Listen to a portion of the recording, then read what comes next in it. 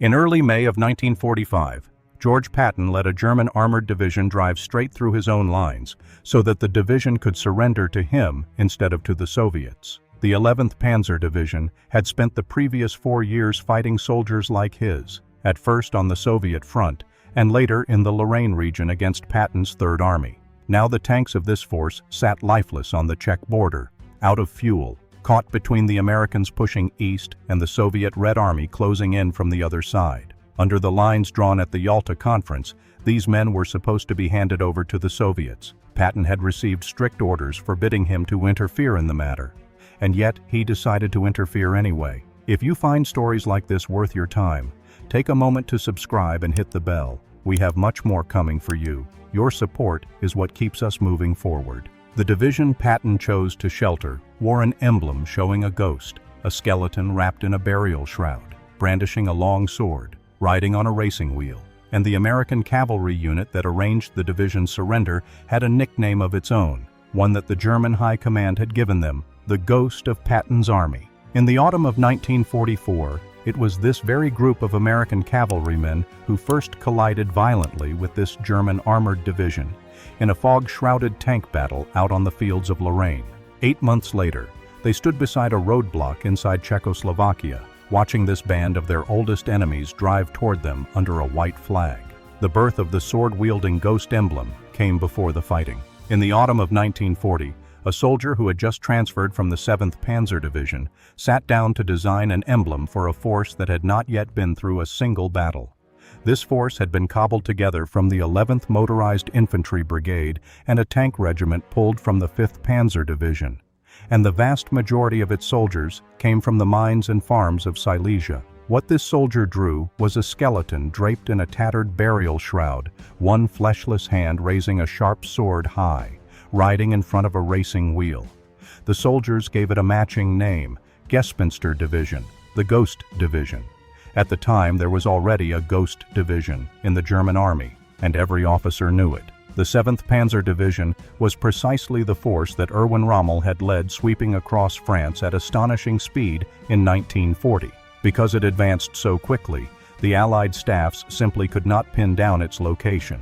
2 divisions, one nickname, and this led to a small, ongoing confusion for the rest of the war about which ghost people meant. The 11th Division settled the question in its own way. Rommel's force had the name in words only, while the 11th had the emblem in substance. On the hulls of every tank they took to the Eastern Front, they painted that sword-wielding skeleton. It was on the Eastern Front that this reputation was forged into something real. In April of 1941, the division opened its war by driving through Bulgaria into Yugoslavia and helping to take Belgrade. Then it turned toward the Soviet Union with Army Group South, and the rhythm of the fighting changed completely. It fought at Kiev.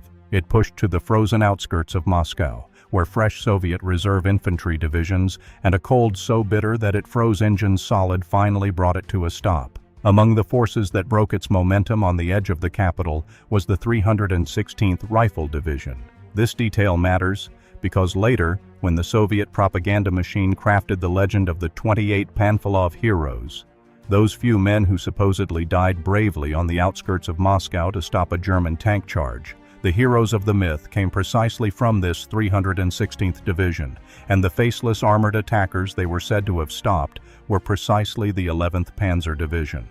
That December, when the Soviet counterattack came sweeping in, the 11th Division learned the skill that would define this force for the next 3 years, not charging in headlong, but fighting while falling back, the kind of beautiful counterpunch thrown by a force that was supposed to have been wiped out. The following summer, as part of Case Blue, the division pushed east once more, taking part in the capture of Voronezh and the long advance toward the Volga River. When the 6th Army drove into Stalingrad and was destroyed to the last man, the 11th Division slipped out of the encirclement and turned to a task it did better than almost any other division in the whole army, holding a collapsing flank. The clearest proof of this came on the frozen ground along the Chir River, southwest of that dying city. In December of 1942, the division was thrown into the fight to keep the line intact while the 6th Army was being destroyed behind them. The division commander at the time was Hermann Balck, one of the sharpest armored tacticians Germany ever produced. In those weeks, what Balck accomplished with just a single tank regiment became a textbook case that would be studied over and over for decades afterward. The division would lie hidden and waiting, letting Soviet armored forces break into its lines, and then, before they had time to turn and fight, it would strike hard at their flanks and rear. This pattern began in early December, when the 11th Division raced north on a single rail line to blunt a Soviet tank corps that had torn open the German line. In less than a day, it devoured the bulk of that corps at a lone collective farm, leaving 53 destroyed Soviet tanks in the snow, and only the remnants managed to scramble away. On the 19th of December, on the low ground south of Oblivskaya, the 15th Panzer Regiment destroyed 42 Soviet tanks without losing a single one of its own. That same day, the Soviets launched a second attack, and the division destroyed 65 more tanks. By the time night fell, an entire Soviet mechanized corps had ceased to exist. 2 days later, the 11th Division tore into the Soviet 5th Tank Army and destroyed most of it, though this time the action cost it dearly. We tend to picture the Eastern Front as a place where German armored forces were simply crushed by sheer numbers, and in the end that is indeed what happened. But the Battle of the Cheer reminds us that for a long stretch, that terrible destruction ran both ways first, and that a well-handled armored division could utterly shatter an enemy several times its size in a single afternoon. This is the uncomfortable source of the respect the division would later earn from its American enemies.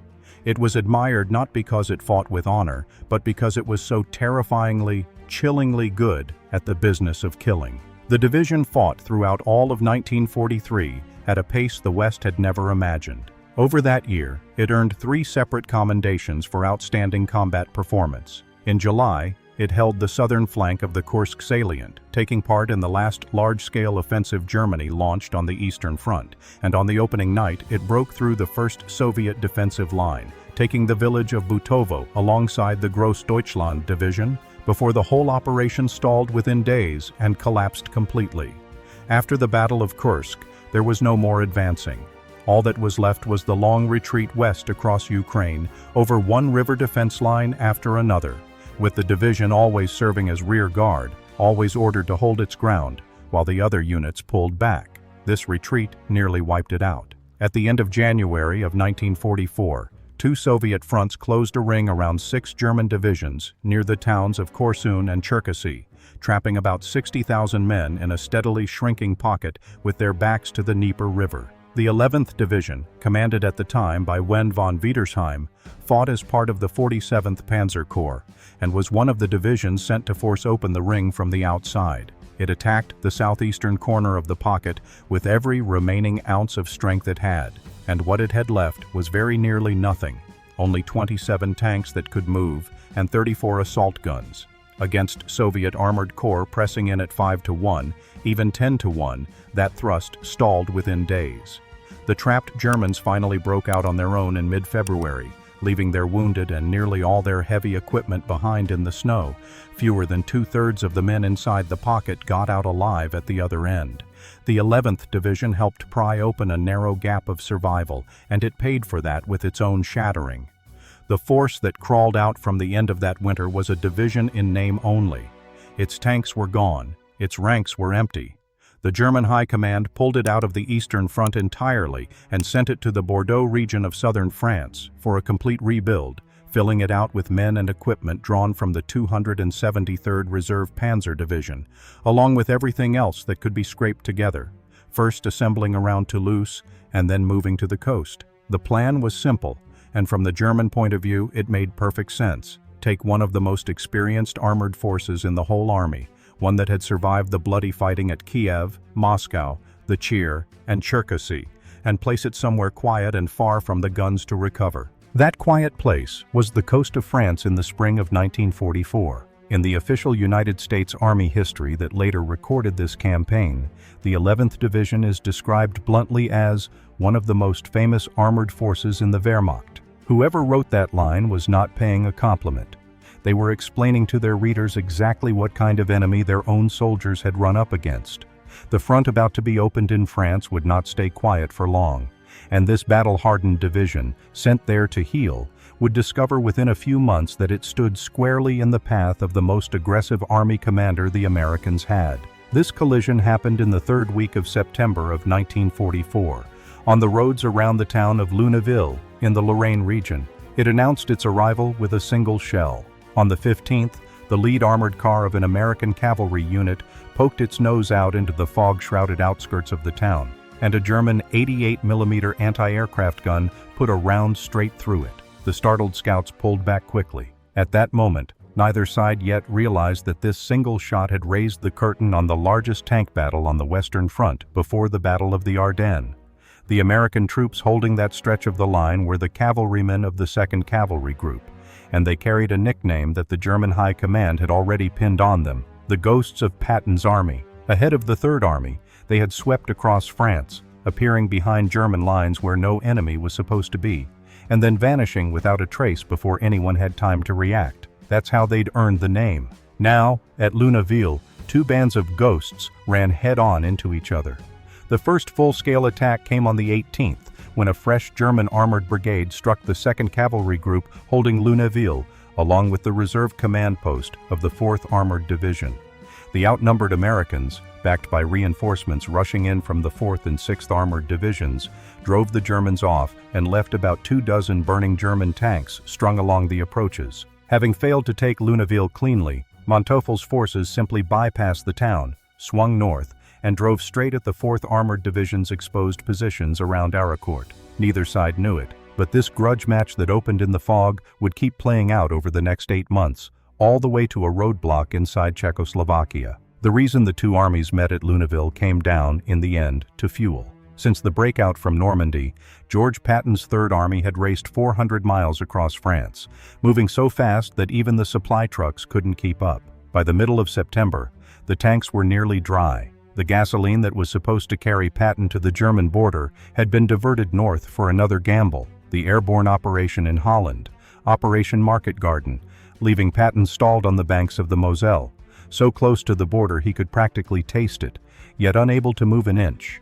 The Germans used this pause to launch a counterattack. On Hitler's direct insistence, General Hasso von Manteuffel's 5th Panzer Army assembled the largest armored force the Western Front had seen since Normandy, cobbled together from new armored brigades and veteran divisions in an attempt to cut off Patton's leading units east of the Moselle. Among the veteran divisions thrown into this attack was the rebuilt 11th Panzer Division. Over the next 11 days, everything that happened around Arracourt would become the largest tank battle fought on the Western Front until the Battle of the Ardennes. On the 19th of September, the first real clash fell on the 4th Armored Division, and the weather at that moment wiped out every German advantage. Thick fog and low clouds kept the American fighter bombers, which could otherwise have torn the German armor apart from the air, grounded. This should have given the Germans a chance to drive straight into the thin American positions, but the opposite happened. The fog blinded the attackers just as badly. German Panther tank columns, many of them brand new machines fresh from the factory, groped through the mist toward the headquarters of Combat Command A of the 4th Armored Division, only to blunder blindly into the guns of the 704th Tank Destroyer Battalion and the Shermans of the 37th Tank Battalion, which were sitting in the fog, waiting to ambush at close range. The American gunners let the Panthers loom out of the mist a few dozen yards away, then knocked them out one after another, while the German crews never even saw what was firing at them. When the clouds finally lifted around noon, an American reconnaissance pilot named Charlie Carpenter, known all along the front as Bazooka Charlie, dove his unarmored Piper Cub light plane through German ground fire and rained his bazooka rockets down onto the Panthers from the air.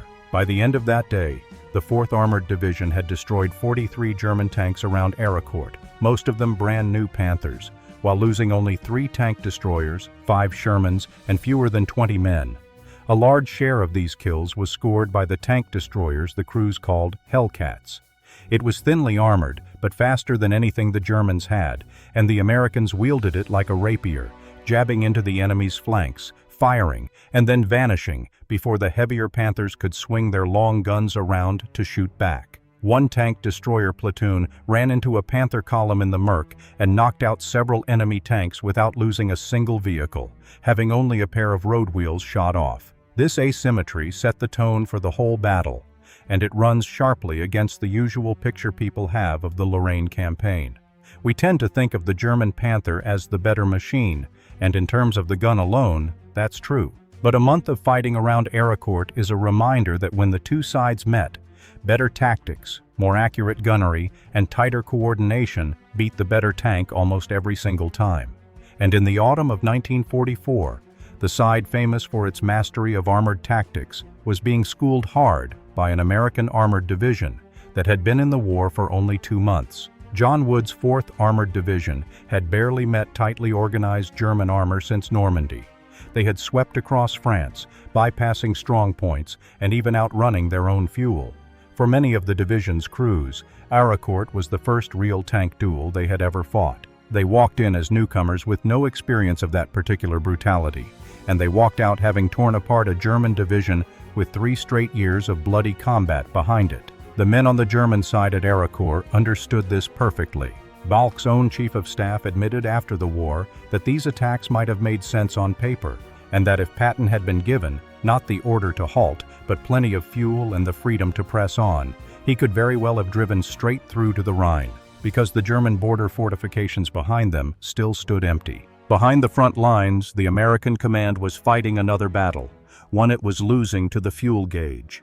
On the 22nd of September, Patton was told flatly that his gasoline allowance had been cut and that he had to shift his entire army from attack to defense. For a commander who measured his own worth entirely by pushing forward, that order landed like an almost physical pain. Patton drove from his 3rd Army headquarters at Étain out to Arracourt to look over the ground himself. He toured the positions with John Wood, the commander of the 4th Armored Division, and agreed that Combat Command A should push on towards Sarreguemines once it had the freedom to act. The German side was taking its own lashing. Command of the Army Group had just passed to Hermann Balck, the same tactician who 2 winters earlier had led the 11th Panzer Division on the Scheer River, and Hitler had ordered Manteuffel to keep attacking at any cost. Manteuffel begged for 2 fresh armored divisions to replace the brigades already shattered in the fog, but he got nothing. All he got were whatever remnants of Wend von Wietersheim's 11th Panzer Division could still reach him. And so the Ghost Division was thrown into the fight and thrown in undermanned. The rebuilding on the French coast had never been finished. The force marching to Arracourt was a corps of veterans padded out with inexperienced recruits, and it lacked the number of tanks a full armored division should have. Wietersheim was handed the job of taking an understrength unit and breaking through a carefully prepared American defense, where the Americans waited in force, holding the high ground and backed by heavy artillery. His orders for the last week of September were to take the heights the Americans called the Hump, and then to seize Arracourt itself. On the 24th, under the cover of a handful of tanks, the division launched a series of probing attacks at battalion strength, pushing toward the crossroads at Moyenvik, trying to find a weak spot. But every probe was thrown back. In its search for a breakthrough that simply didn't exist, the division lost 10 tanks and 300 men. Over the next few days, Wietersheim widened the assault, striking at Juvilliers, Réchicourt, and Lay, trying to find a seam in the American line. The main attack came on the 27th. Wietersheim sent part of his force against Hill 265 as a feint, while he massed his real assault force, a battle group of more than 30 tanks and assault guns, to take the Hump from the south. The feint force overran a village or two, and then Creighton Abrams and his 35th Tank Battalion counterattacked in the afternoon, retaking Chambry and making the Germans pay dearly. And the main attack against the Hump never stood a chance. 6 American artillery battalions had already registered the approaches down to the yard, and when the massed German armor rolled out into the open, they poured their concentrated fire down on it, before the Germans could reach the American armored infantry positions dug in along the ridge, where the 51st Armored Infantry Battalion held the Hump, while the 10th Armored Infantry Battalion fended off the feint at Hill 265. The attack had already collapsed under the shell fire. This was the 11th Panzer Division performing near the top of its game, and it still wasn't enough, because the terrain, the guns, and the soldiers waiting for them up on that hump performed even better than the enemy sent to attack them. The division tried once more on the 29th. This was the last large-scale offensive the Germans would launch at Arracourt, and it ended the same way, broken again in front of the very same line of defense. That final effort cost the Germans another 36 tanks and nearly 1,000 men. By the end of the month, the full account of the entire battle was finally settled. The historian Stephen Zaloga reconstructed it from the records of both sides and laid the result out clearly. Of the 262 tanks and assault guns the Germans committed around Arracourt, 86 were completely destroyed. Another 114 were damaged or broken down, and when the fighting died away, only 62 were still able to move. On the American side, the Combat Command, which had borne the main weight of the whole counterattack,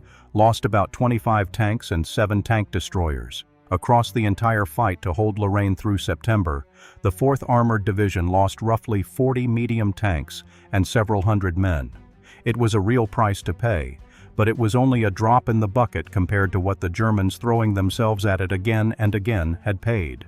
This division, which had spent 3 years teaching the Soviet Red Army what mobile armored defense really meant, had just been given a master class in return and had been shattered for the second time in 7 months. This time it wasn't the Soviets who dealt the heavy blow, but George Patton's Third Army. That autumn in Lorraine, in the gaps between the waves of attacks, something else happened too, and that is exactly why this brutal and inconclusive battle mattered so much to everything that came after. During the fighting, the 11th Panzer Division and the American units facing it exchanged their seriously wounded. In a battle that was swallowing hundreds of lives every single day, the two sides reached a quiet understanding to hand back the badly wounded soldiers so they could get treatment instead of being left to die in the ground between the two armies. On the Western Front in 1944, the fighting had long since turned cold and merciless, and an arrangement like this was so rare that the soldiers who took part in it would never forget it.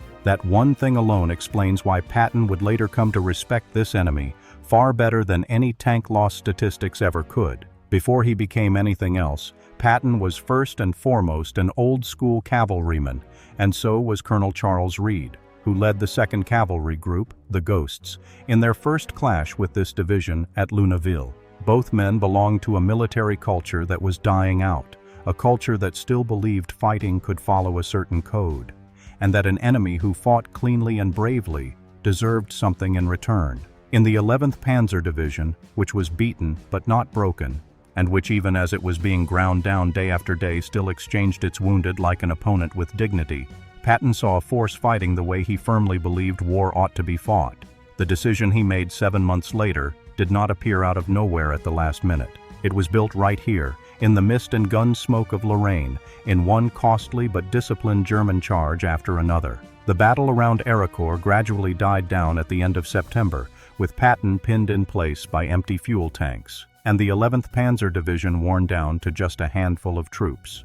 But this old grudge was far from over. Patton spent the rest of the autumn pushing toward the fortress city of Metz, which finally fell into the hands of the Third Army in the middle of December. The Ghost Division was shifted south, then west, always drifting somewhere along Patton's front, forever the old rival who kept surfacing again. The road that had begun with a single 88mm shell in the mist at Luneville still had a long way to go, and it led in only one direction, straight toward Germany and beyond it. By the spring of 1945, the Ghost Division that carried a sword could no longer move like a ghost at all. It fought its way back across the Rhine at Remagen with about 4,000 men, 25 tanks and 18 guns, and the sheer weight of the American advance pushed it out of that sector almost the moment it arrived. What was left of it drifted south and east, was briefly trapped inside the great German pocket in the Ruhr, then slipped out to the southeast, squeezed into the shrinking patch of ground the Third Reich still controlled. In the chaos of the final weeks, command of the division changed hands several times as Wiedersheim handed it over and others took it up. The tanks that still ran were running on the very last dregs of fuel. The vehicles that broke down were abandoned wherever they died because there was no fuel to tow them and no parts to fix them.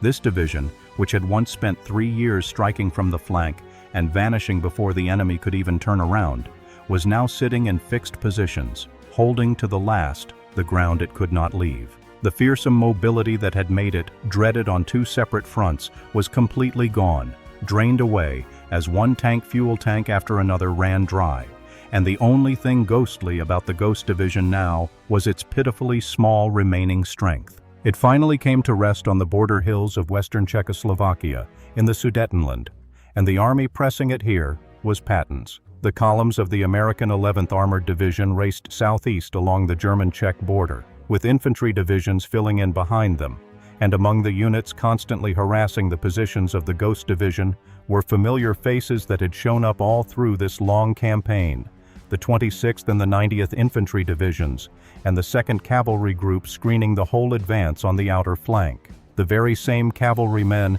who had clashed with this division in the heavy fog at Luneville 8 months earlier were closing in on it again in the final moments of the war, on the last piece of ground either side had left to fight over. Before he handed over command, Wend von Wiedersheim, who had carried the division through Cherkasy, Arracourt, and the whole long retreat, understood completely what was closing in on his soldiers, something worse than any defeat on any battlefield.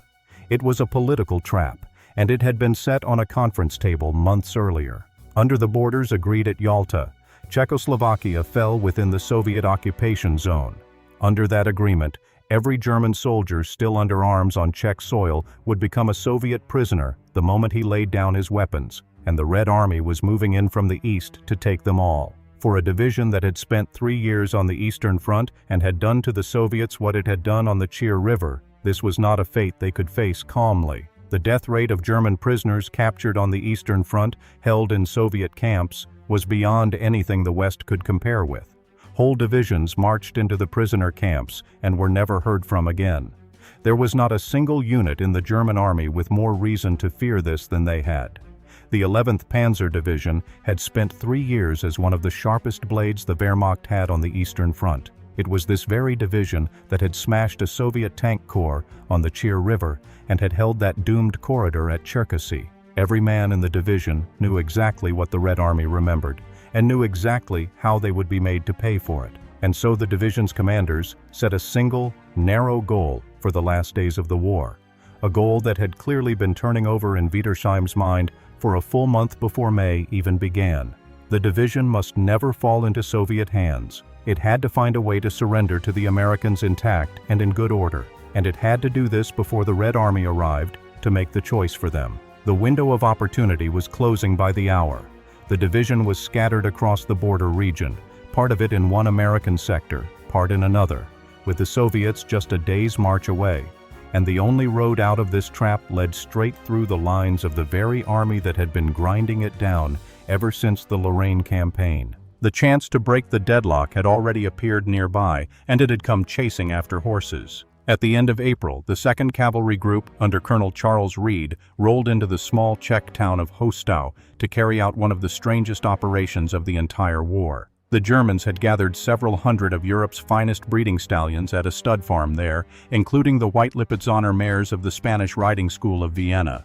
And as the Red Army closed in on the area, those horses would soon fall into Soviet hands. A German intelligence officer had already surrendered to Reed's cavalry at a border hunting lodge, and while they waited for trucks to haul away the captured files, he invited the American colonel to breakfast and spread out photographs of these animals across the table. Beautiful horses, Arabians, thoroughbreds, and Lipizzaners, all of them gathered by the Germans from the very top breeding herds of Europe. What happened next was almost unheard of in the whole war. A small American task force of a few hundred men, built around light tanks and reconnaissance cars, led by a major named Robert Andrews and approved by Patton, drove 20 miles deep into territory still held by the Germans to bring the horses out. Along the way, American cavalry and German soldiers ended up fighting side by side on the same line, together against the fanatical diehards who would rather destroy the horses than let them fall into anyone's hands. This was one of the only 2 known moments in the entire war when American and German soldiers took up arms side by side. The German veterinarian who had cared for these animals put the logic plainly to his own officers. The war here was already lost, and had been lost for years, and the only duty left that still meant anything was to save these horses. While the task force carried out its operation, there were still thousands of German soldiers in the area, including 2 battered panzer divisions, and one of them was the 11th Panzer Division. This meant that in the final week of the war, Reed, with his cavalry screening force, sat squarely across the borderline, in contact on one side with the advancing Soviets and on the other with his oldest German adversaries. When he rode out on the 1st of May to inspect the horses that had been rescued, he warned the American officer stationed at the farm that the 11th Armored Division would soon pass through their sector, and he cautioned him not to open fire on it. Reed, like Patton, came out of the cavalry, and he shared completely Patton's cold distrust of the Soviets. Through a coincidence of geography and character, he became the only American officer who was both perfectly placed to do the Ghost Division one last favor and entirely willing to do it. The whole horse operation turned precisely on this careful courtesy between enemies. When an American captain first reached the stud farm, the German general there chose not to trade fire, but instead scribbled out a safe conduct pass for him, trusting that the Americans would return with a larger force to take over the place before the Soviets arrived. This was the quality of those last days of fighting along the border, a strange, weary politeness that broke through in any place where both sides facing each other had decided the war was already over. When the actual contact came, it was awkward.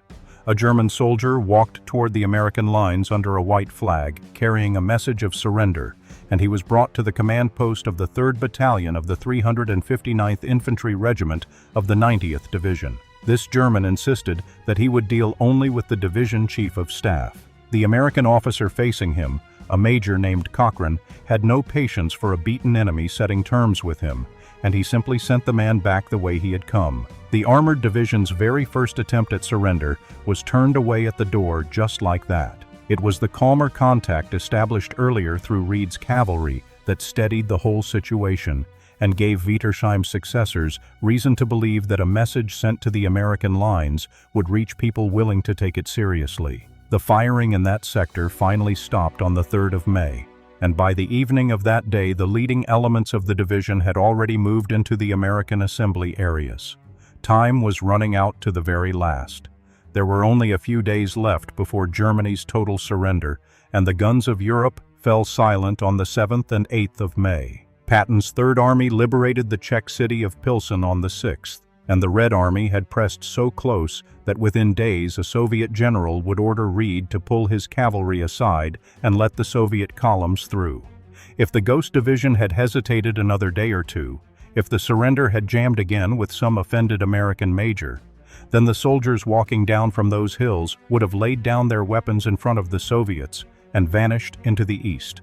It was not Reed who made the surrender possible, and everyone involved understood that. Reed was only a colonel. The order he quietly sidestepped came from the very highest levels of the Allies, and on that front there was only one man with enough rank and enough sheer nerve to overturn it. George Patton had received harsh instructions not to interfere with the political arrangement that would hand every German still fully armed inside Czechoslovakia over to the Soviets. Patton chose to interfere. He put out the word that the Ghost Division would be allowed to cross the American lines and surrender to his army. In doing so, he deliberately went against an agreement signed by his own government and its allies. He was gambling his position, and maybe even more than that, on a decision he had no authority to make.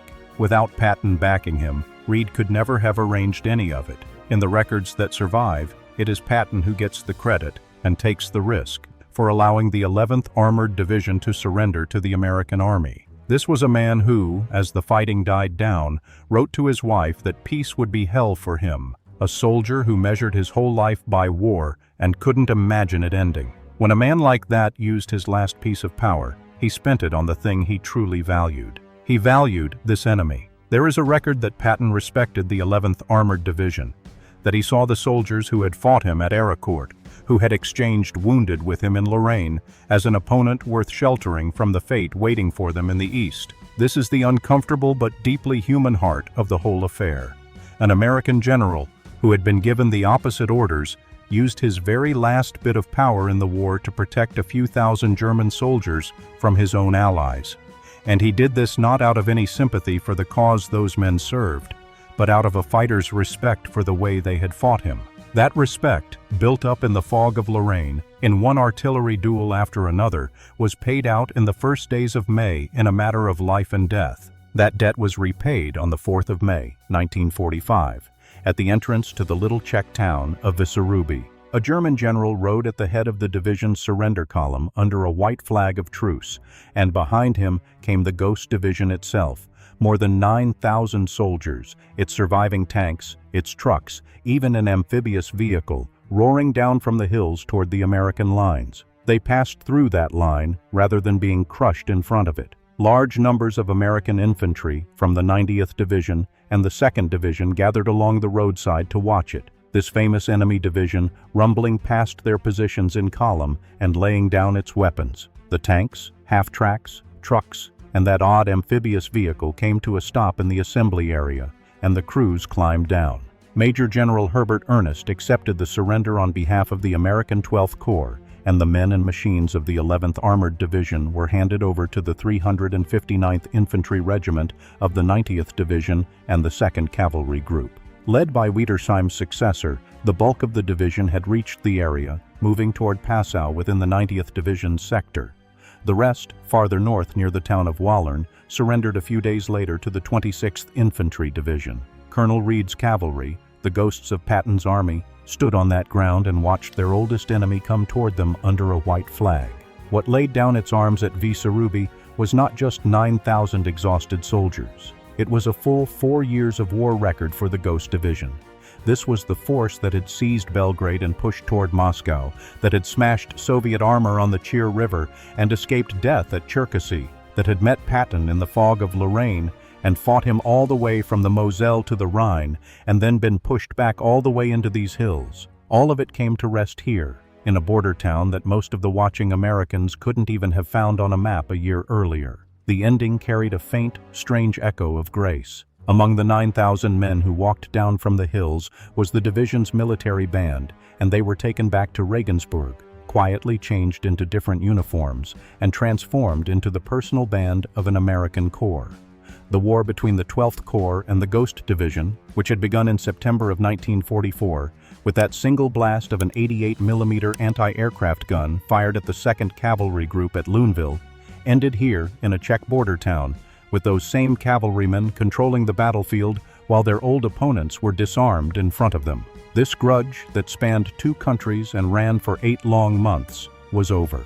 At the very last moment, the Ghost Division surrendered to the one enemy in the world that wanted to see it live. As the division drove into the American assembly area, the skull swinging a long sword still remained on the hulls of those tanks.